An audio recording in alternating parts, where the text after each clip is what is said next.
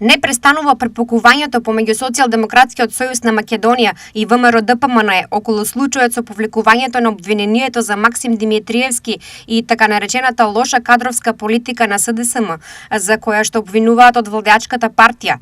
Според СДСМ, Димитриевски измеќа кај Мицкоски со влегување во коалиција, а за возврат е ослободен од обвинението.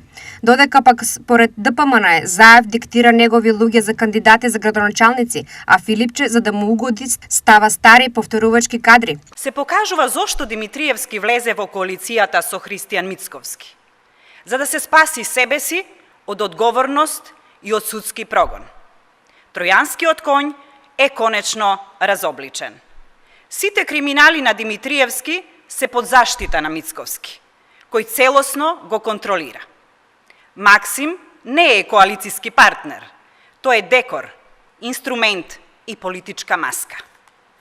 Единствено што функционира во неговиот политички ангажман се бизнис интересите и внатрешните шеми за функции, тендери и влијанија. Заев преку Филипче и СДС сака да не врати во едно темно минато, кое беше исполнето со неуспешни градоначалници, кои ќе останат запаметени по своите скандали и неработа.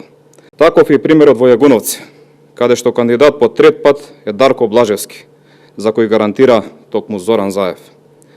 Блажевски, откако веќе еднаш ја предводеше општината и не направи ништо за подобрување на животот на граѓаните, денес повторно ќе биде кандидиран од страна на СДС.